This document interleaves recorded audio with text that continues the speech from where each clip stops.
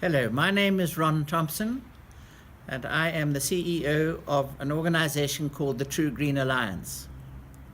Its purpose is to create an informed public about the principles and practices of wildlife management, about the wisdom of sustainable utilization, about the need to support animal welfare, and of course to reject animal rights. Now this afternoon I want to tell you something about CITES. Lots of people have heard about CITES, very few understand what it is about. CITES was created in 1975 for the express purpose of regulating the trade in wildlife and wildlife products, particularly endangered species, or the so-called endangered species. And since then, it has grown in stature, and the numbers of different sovereign states who have joined have got bigger and bigger. There were only about 70 in to begin with. Today, the number of sovereign states comprising CITES is 183. Now, every sovereign state has one vote, and CITES is really about how the organization can service those 183 people. It's not about anybody else.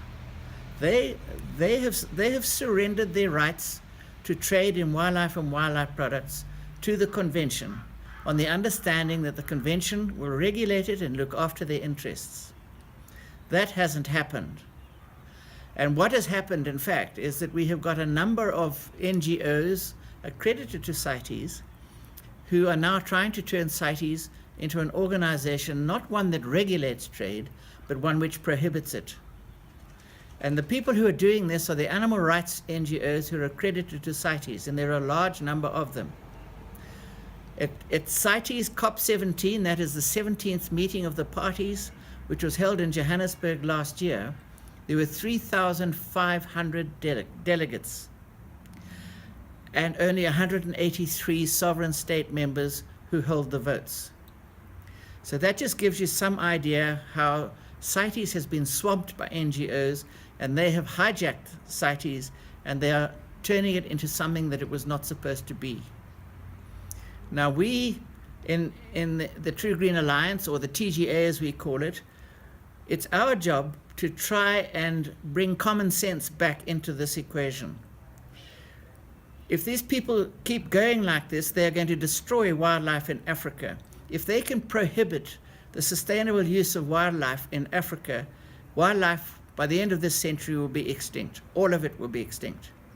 And the reason for that is that the only solution that Africa has got to save its wildlife is by integrating the needs of the people with the needs of the wildlife. Now, the needs of the people are to alleviate poverty and create employment. The needs of the wildlife are to eliminate poaching and illegal hunting and to try and regulate common sense wildlife management practices.